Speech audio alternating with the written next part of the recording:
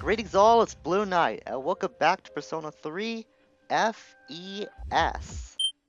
Previously, we went back to school and looked up our exam scores, and we're in the top 10, so we're doing pretty good in terms of our schoolwork.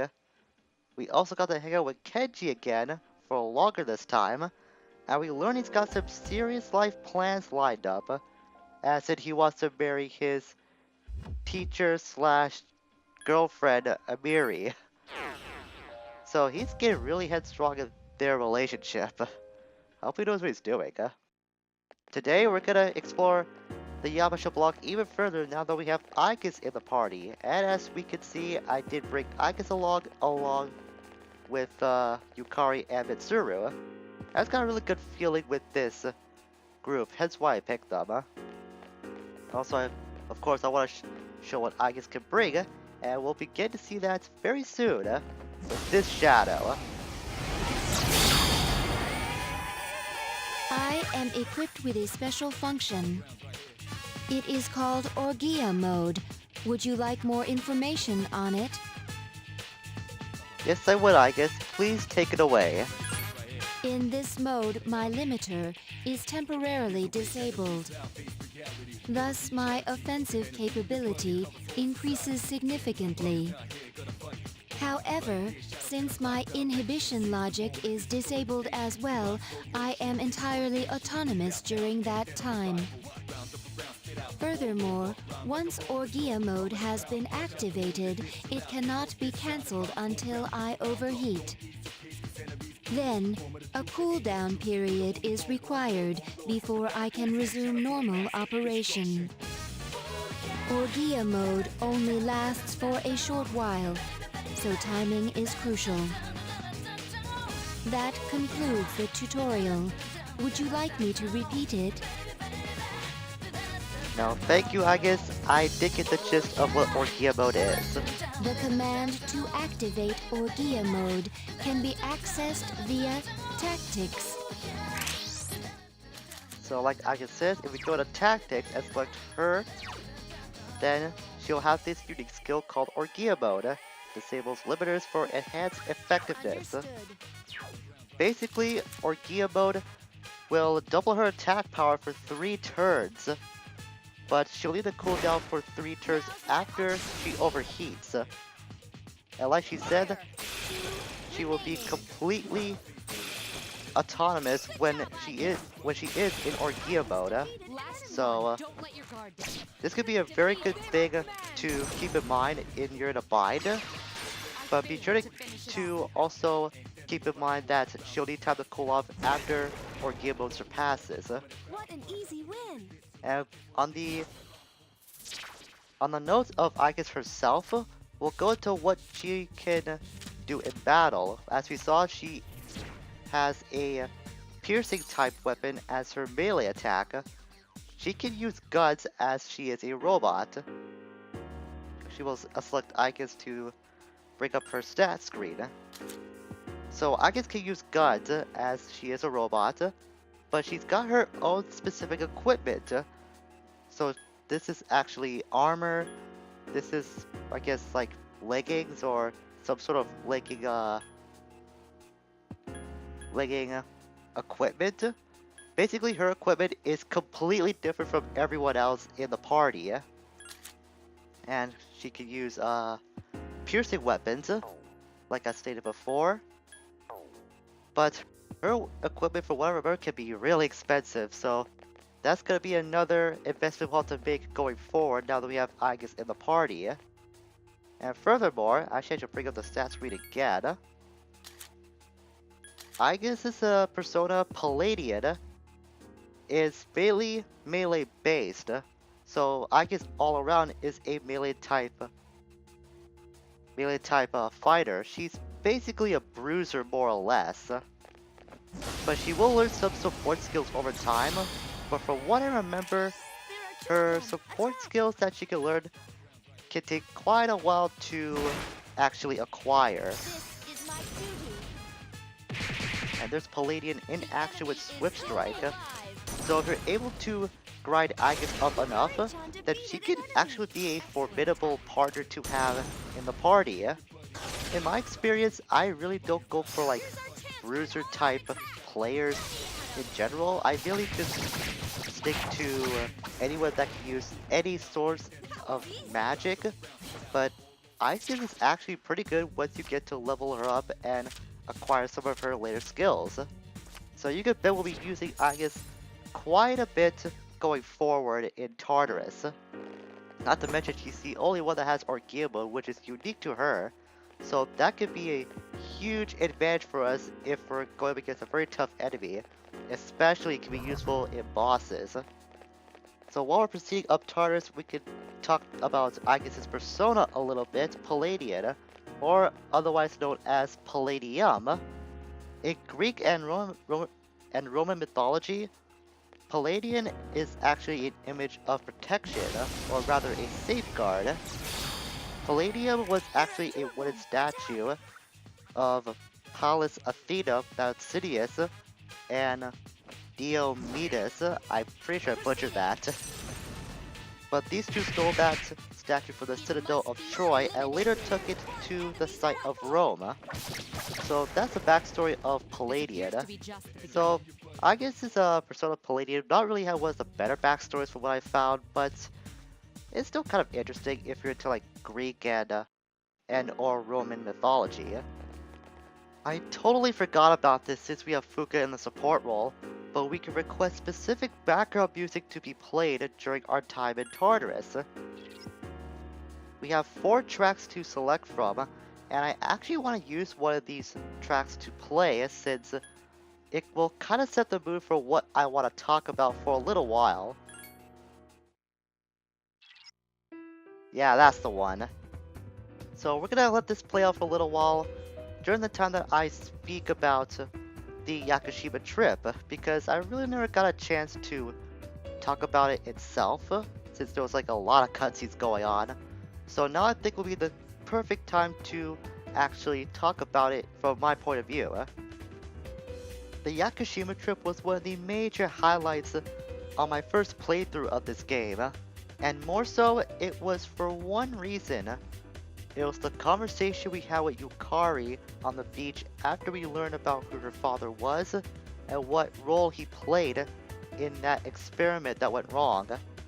Seeing Yukari talk about her father, what she had to go through when those experiments were being conducted, and just how much she loves her dad made me sympathize with Yukari in a way that I haven't felt about a character in a long time.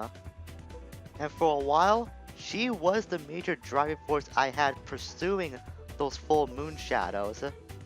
If for any reason, I just wanted to help Yukari fulfill her father's wish of eliminating all those shadows. So seeing her motivation and how strong her resolve was to try and fulfill that goal made me attached to Yukari in a way that sometimes I just can't really describe.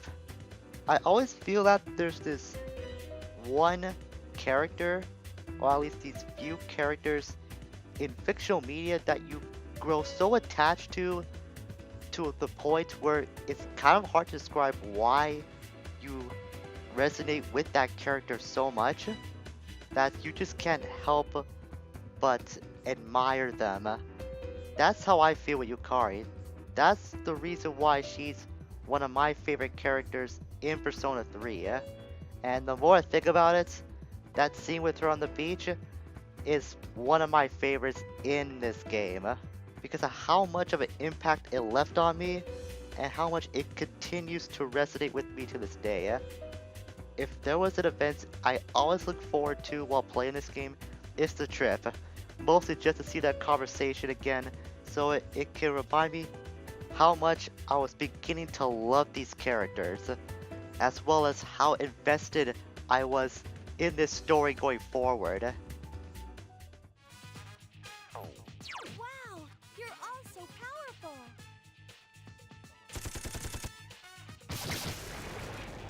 This appears to be just the beginning. Yes! Yukari My leveled up skill once level has again. increased. And My one more skill level level up has for increased. Mitsuru. Strike first. Oh, look at this, we got some new enemies at long last. Give The me a devoted sec. I'll scan Cupid. the target. I don't remember what these guys are weak to. They might have something to do with ice. Then again, that's what I always think of when I see the cube is in Tartarus, period. And sure enough, I was right. They are weak to ice. So be sure to get High Pixie up as soon as possible. That's provided that all these shafts will go down first. Go to High Pixie. And of course, use that Bufala to our advantage. I could have used Star's Body actually. I totally forgot I had Star's Body in my arsenal as well, but oh well. Regardless if I use High Pixie or Star's Body, it's gonna help out with taking out these devoted cupids. And after that battle, we hit level 30. It's very good, and something about to change. Hey, I can start the 12 personas, alright! I actually thought we could do that by now. I totally forgot we could only start the 10 personas before that level up occurred. But at least we got more room in our arsenal to work with now. Oh boy, I think we got some new foes that I was getting assaulted by. The Golden Beetles. I don't think we've seen these guys in a while. They're actually enemies we haven't analyzed yet. Alright then. I got a little confused at first because I thought we did analyze these guys by now. But I guess we didn't. We haven't seen them since Arca, I think. So I guess I'll do Sexy Dance to try and charm one of them. Since I really don't know what the weaknesses are. And it didn't work at all. It also was a shot. Then again, I should always leave Marin Karn up to Mitsuru because he likes to spam that so much. They are weak against Garu. I think that was the same weakness they had against them back at Arca as well. I don't really remember. It's been a while since we have gone to the Arca block for good reason. I never want to think about the Arca block for the rest of this playthrough, quite frankly, because of how much hassle that gave me. I mean, our time so far at Yabbashah has been a cakewalk compared to how things played out back at Arca. So I don't want to jinx myself too soon if things do go wrong for us here. At least on the bright side, we'll get to see Kusimitama in action for the first time. Get to use Garula to our advantage. And this does a lot of damage as expected to an enemy that's weak to the wind spell. At least these guys weren't any much of a trouble as they were back when they were Guardians.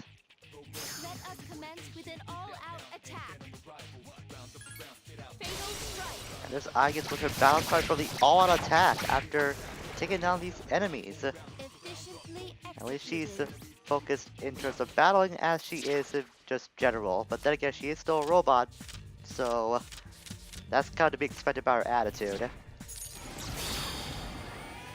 Hang on a second, I think that's a new foe. Yes, it is.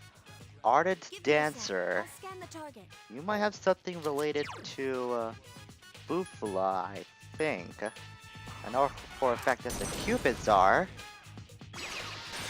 But we'll get to wait and see what the weakness of the Ardent Dancers are.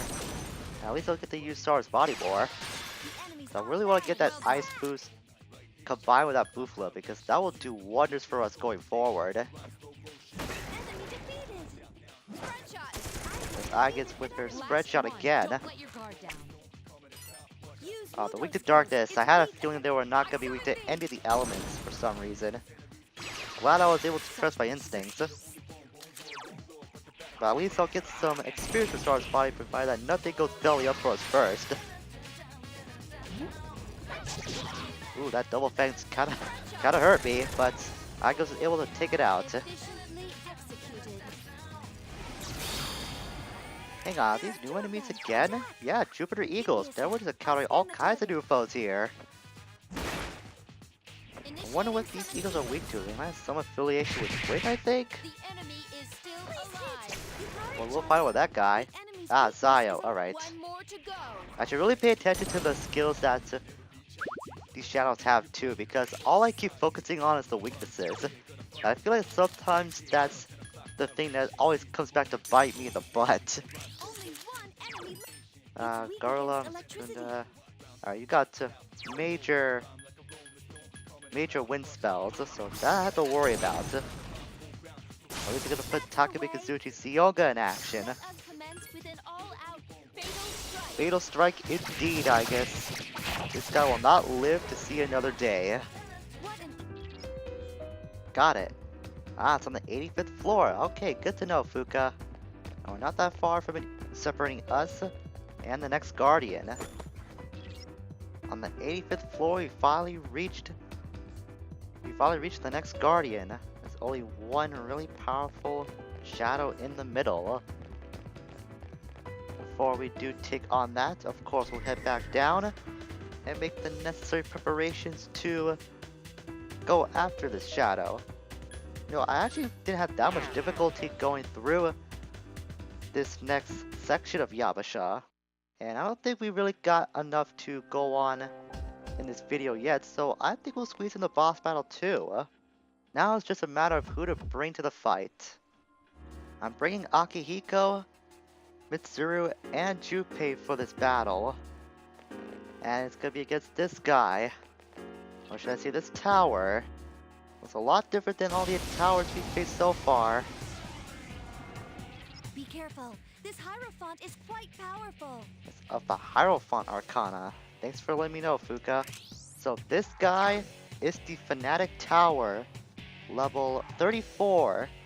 It can resist Slash, Pierce, and it reflects fire, ice, and electricity. It's also strong to strike and pierce attacks as well. So basically this guy is got some sort of advantage to everything but strike and wind. So that's why I got Kusibitama on me to use Scarla to try and repeatedly hurt this guy. Thankfully we got no one here that is weak to electricity. Just like ice, like I said.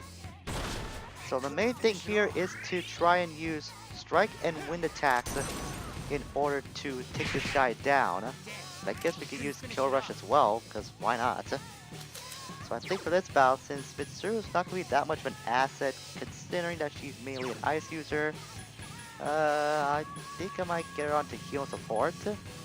I would have Yukari here, but she is weak to Zionga, or Mazionga as we saw from this guy, so I don't want to put her in jeopardy because of that.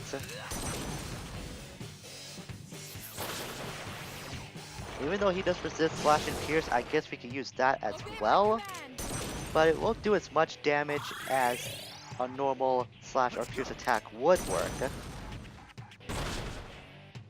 Akihiko going for that Sonic Punch again. That's a strike move. It's also worth knowing that this guy also has Dodge Strike.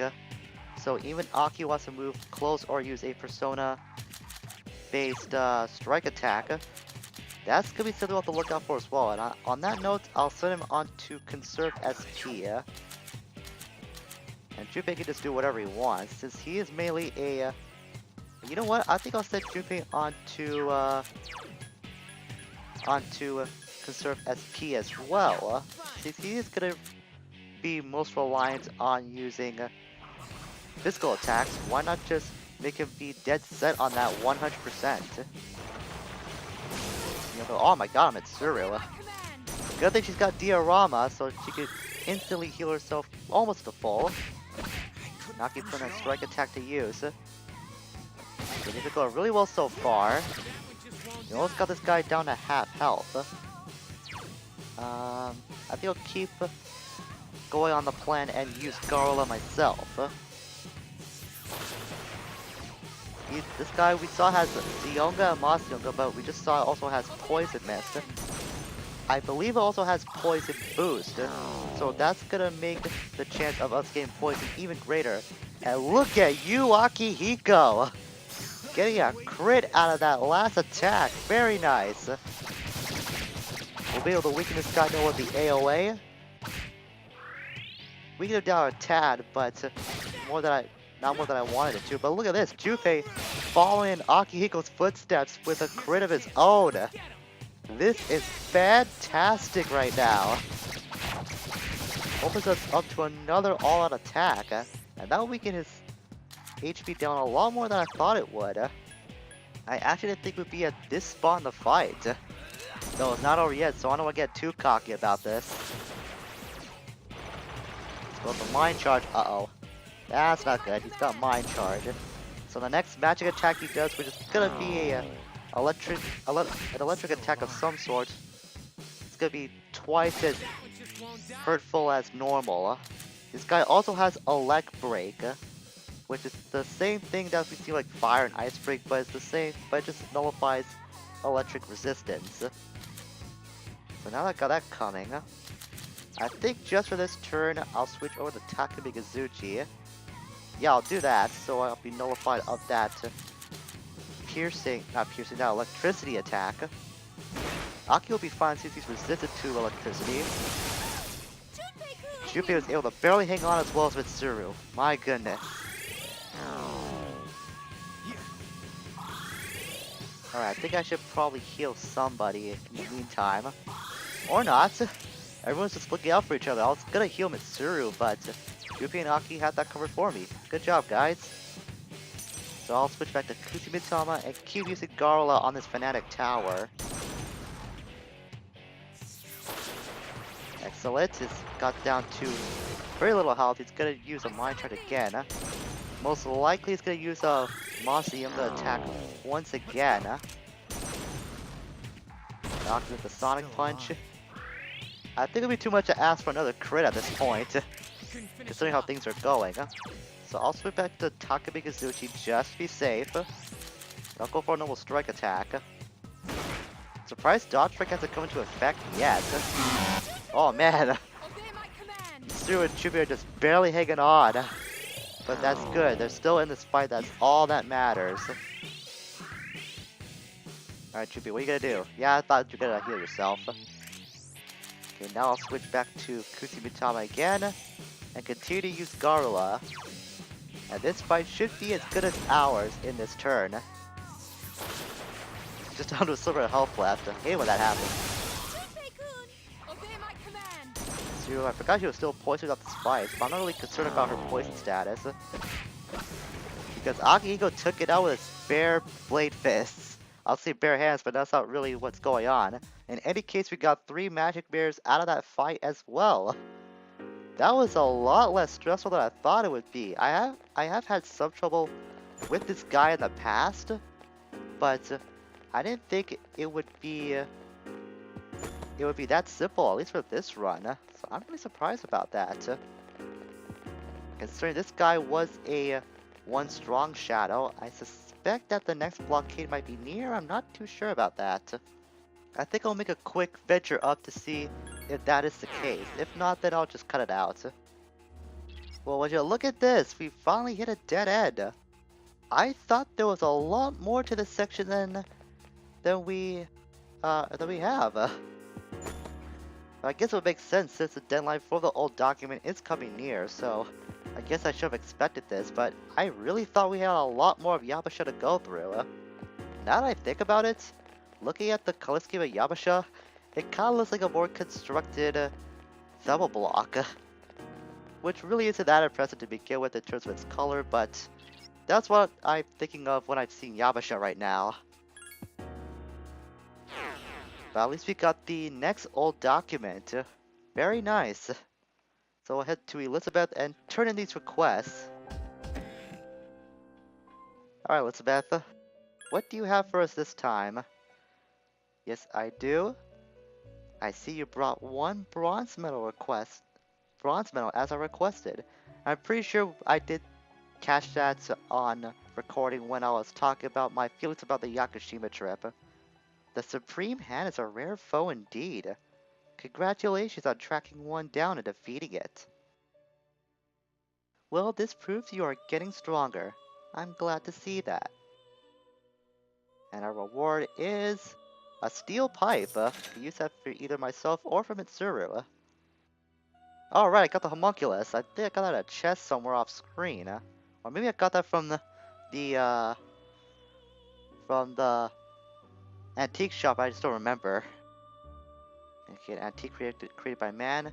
It only lives to die unaware of its sad plight. Well, that's kind of morbid. At least we got 4 precious eggs, 4 SP items for us. Excellent. Yes, I do, Elizabeth. I got the 4th old document as you wanted. We are 1 step closer to the truth.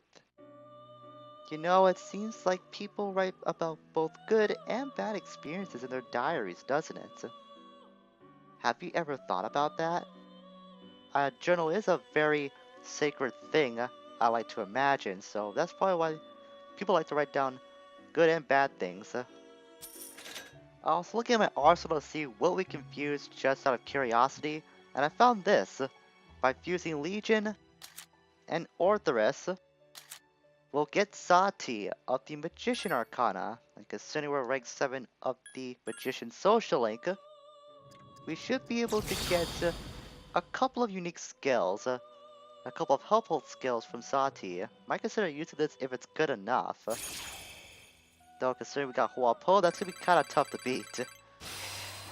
So you learn Enradi off the bat, and Treyufi level 31, which I think you will get to. Yeah, you will.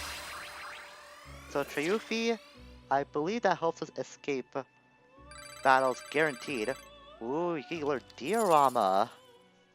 Okay, I might keep you around just to learn Diorama myself.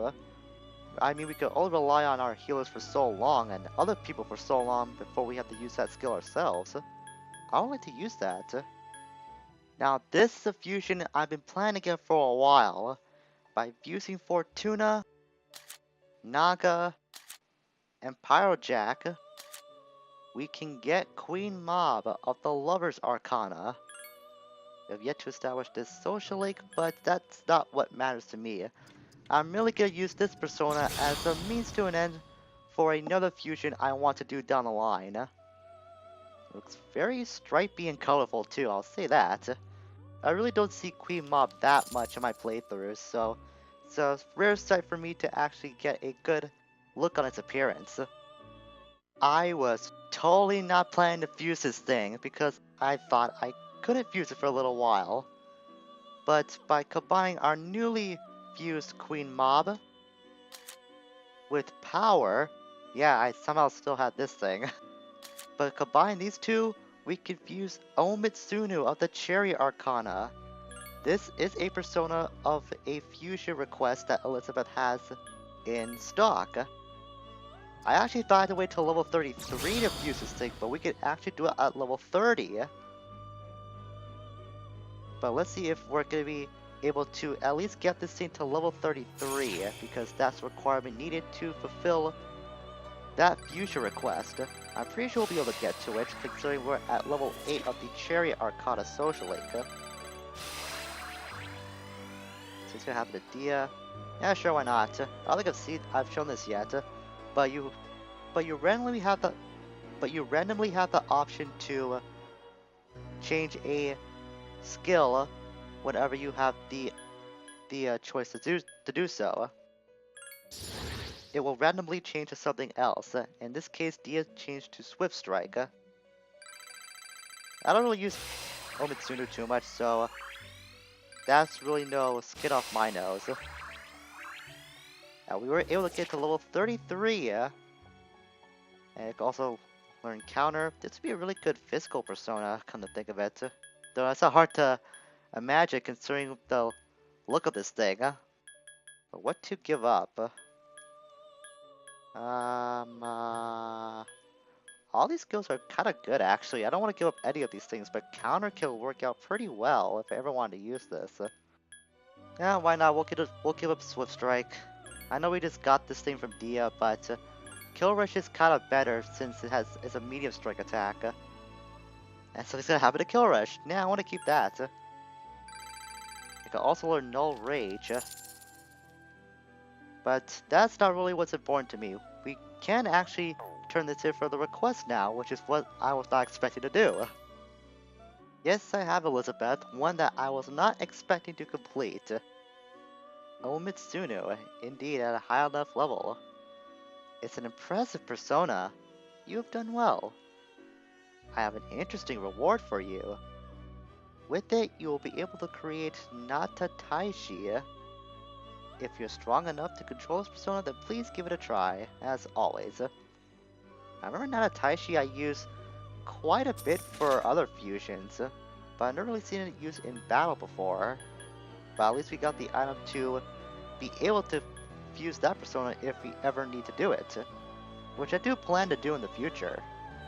Somehow throughout this entire project, I've only had one Temptress persona fuse so far, but that's gonna change right now with Jack Frost and Vatala will get Mithra of the Temptress Arcana as well. That's something I wanted to fuse for a means to an end again, but I'm really surprised I only had Nigi Bitama, which was the only Temptress persona I had in my compendium. But at least we now have two to work with. Let's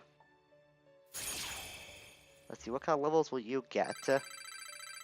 Anything that can be overridden, I'll just get rid of Miragi and Fire Boost, since this thing is mainly a Ice-type persona from what I'm seeing in the properties list. Can learn Dodge Elect too. Okay then.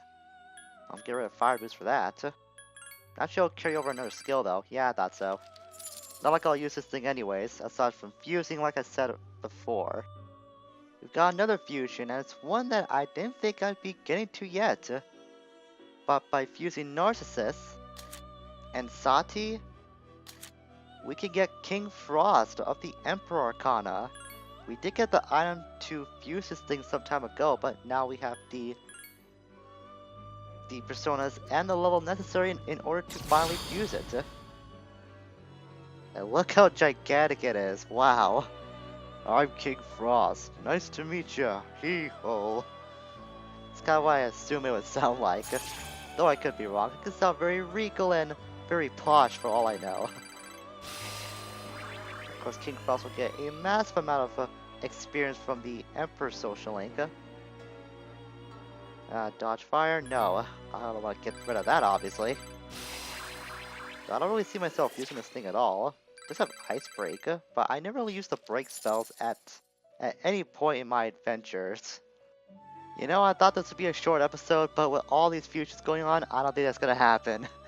But by fusing Mithra and Inugami, our next fusion will result in Shiza of the Heirophant Arcana, which I do not have yet, surprisingly.